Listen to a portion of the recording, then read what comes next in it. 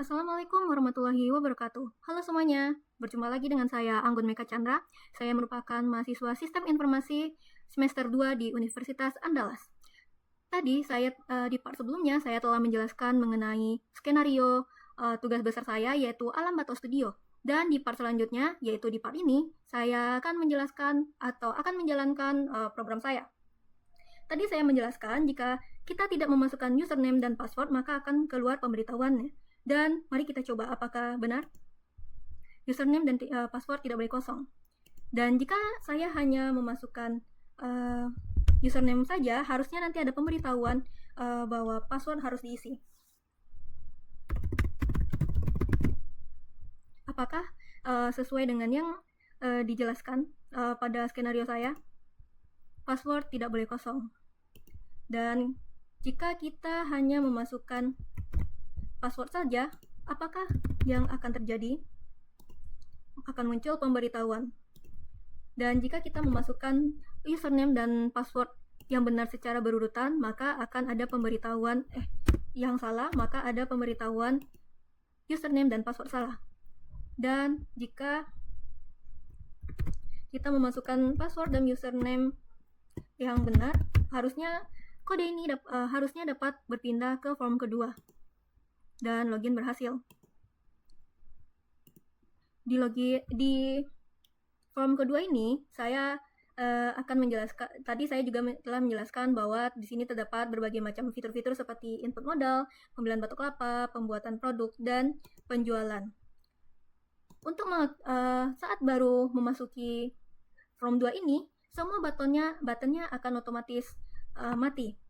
Dan untuk menghidupkan itu, kita harus memulai satu persatu, yaitu dimulai dari menekan button mulai ini. Dan jika kita tidak memasukkan setor modal, seharusnya ada pemberitahuan. Mohon masukkan nominal modal terlebih dahulu. Dan coba kita memasukkan nominal kurang dari 20.000. Kita masukkan 10.000. Harusnya akan ada pemberitahuan nominal yang dimasukkan minimal 50.000. Mari kita masukkan nominal 50.000 ya. Dan modal, jika modal yang kita inputkan lebih besar sama dengan 50.000, maka data dapat terbaca. Dan coba kita memasukkan data lainnya. Kita memasukkan 100.000. Di hari esoknya saya memasukkan 100.000. Di tanggal 4 saya juga memasukkan 75.000.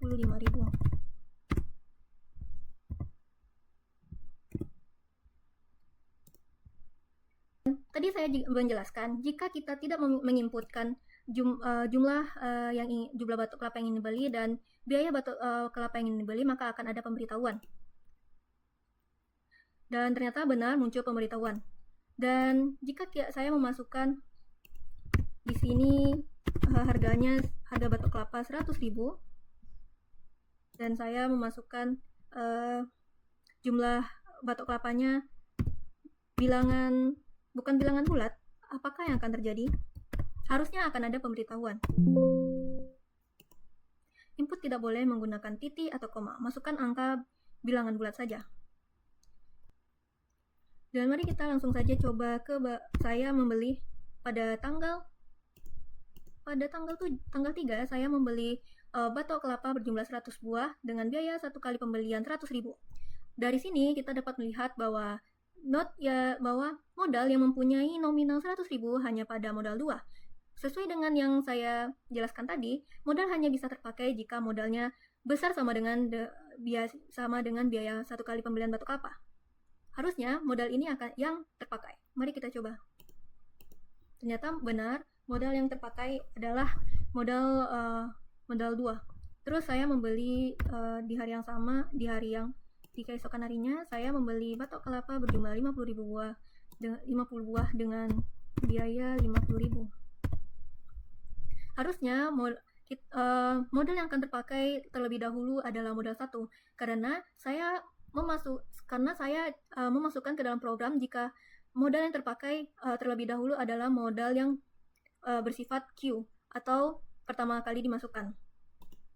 Ternyata benar, modal yang terpakai terlebih dahulu adalah modal 50.000 dibandingkan modal yang ada pada modal 3 ini. Terus selanjutnya kita beralih ke fitur ini, fitur pembuatan produk. Fitur pembuatan produk ini tidak akan bekerja jika kita tidak menginputkan biaya operasional produk. Jika saya tidak menginputkan biaya operasional per produk, maka akan muncul pemberitahuan. Semua biaya operasional harus diisi. Karena itu, saya harus menginputkan biaya operasional.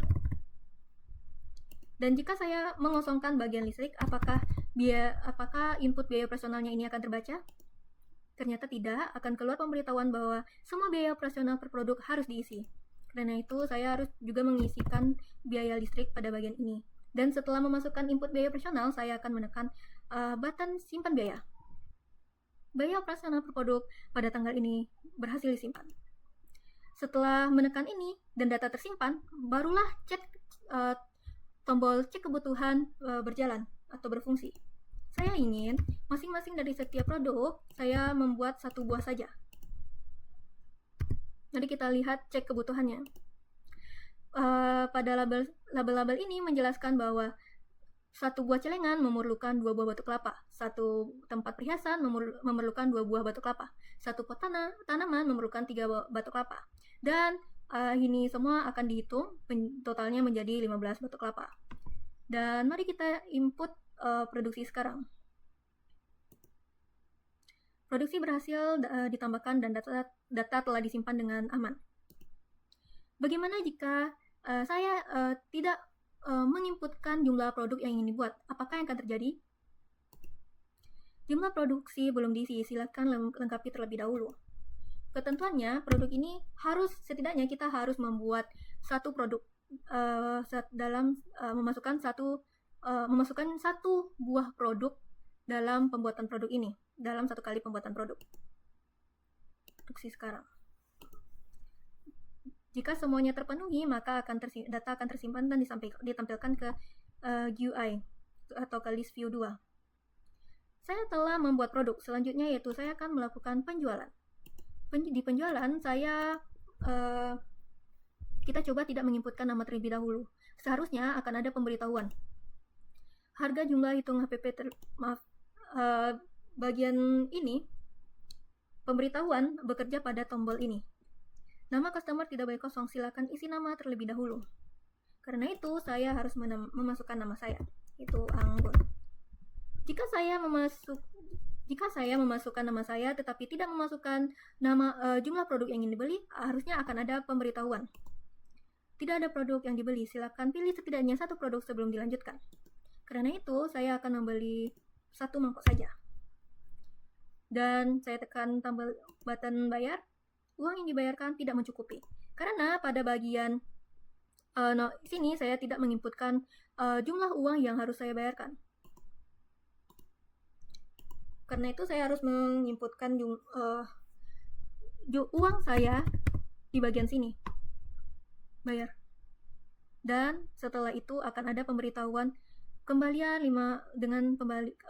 akan ada kembalian pada bagian ini. Setelah datanya terpenuhi, barulah bisa tercatat ke list view 4. Dan di hari selanjutnya ada seorang customer yang ingin membeli 1 buah tempat lilin.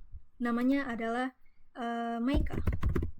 Kita harus menekan button input ini agar data nama customer yaitu Maika dan produk yang dibelinya dapat tersimpan. Setelah itu barulah muncul total biaya yang harus dikeluarkan oleh Maika. Dan kepada kasir, Maika memberikan uang sebanyak 10.000.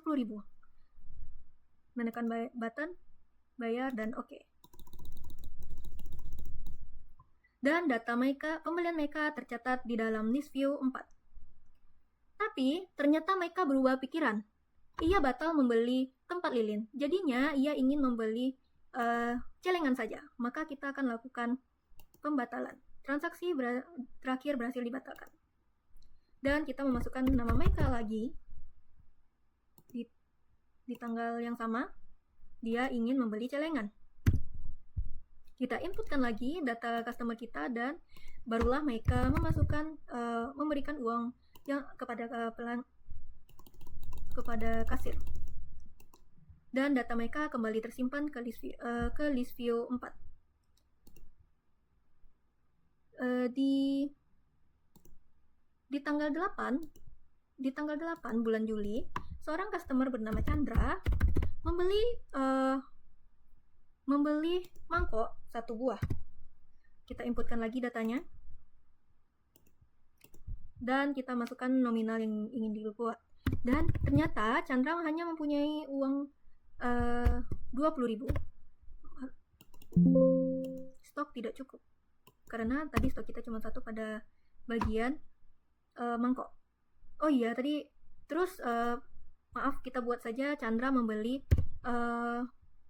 toples. Chandra membeli toples. 1 buah toples dengan harga 9.800 dan dia membelikan uang dengan nominal 20.000 kepada kasir.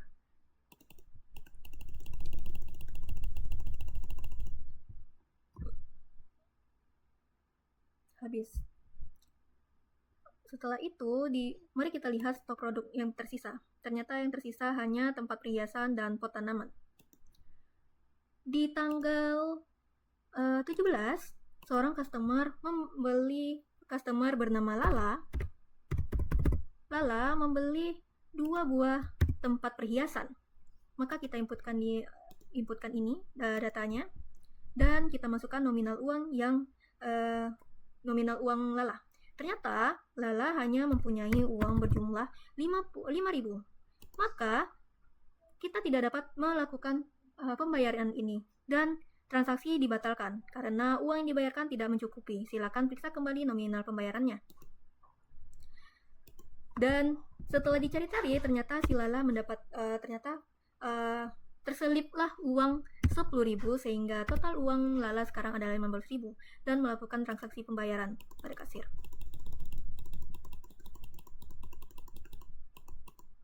Barulah keluar data si Lala. Selanjutnya produk kita yang bersisa tinggal pot tanaman. Pot tanaman pada tanggal 24, seorang customer bernama Duli membeli pot tanaman 1 buah. Kita lakukan transaksi dan memasukkan nominal uang yang diberikan oleh customer.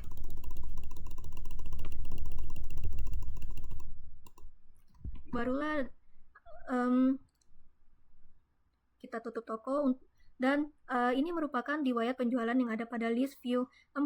Untuk melihat rekapitulasi, kita harus menekan button tutup toko terlebih dahulu. Saya ingin mencari riwayat customer yang bernama Anggun. Mari kita coba cari. Keluarlah data tanggal pembelian, ID penjualan, nama customer, produk yang dibeli, dan jumlah produk yang dibeli, harganya, dan ini merupakan data-data pembelian dari si Anggun.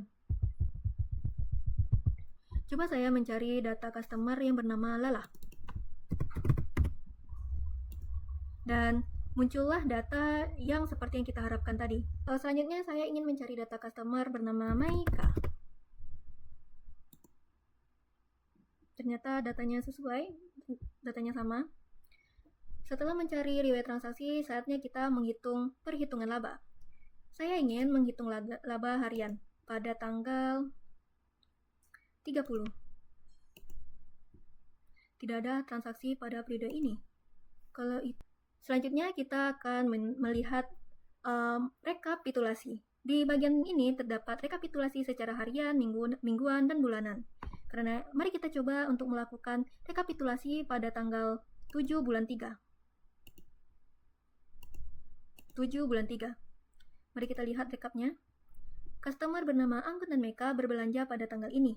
Dan omset yang kita dapatkan pada hari ini berjumlah 15.700 dengan biaya produksi 12.000 sehingga laba bersihnya adalah 3.700 perak. Kalau gitu mari kita melakukan rekapitulasi secara mingguan. Saya pilih minggu pertama dan kita lihat rekapitulasinya. minggu kedua aja. Kita minggu kedua. Pada minggu kedua, ternyata yang membeli hanya ada Chandra saja yang membeli, yang melakukan pembelian. Karena itu, omset pada minggu ini hanya 9.800 dengan total biaya produksi 750.000 dan laba bersihnya adalah 2.300 perak. Selanjutnya kita melakukan rekapitulasi bulanan. Kita pilih mulai tanggal 1 Juni dan kita lihat rekapitulasinya.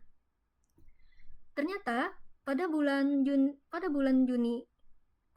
ini Alam Batok Studio mendapatkan omset sebesar 55.600 perak dengan biaya produksi adalah 42.500 dan laba bersihnya adalah 13.100 perak.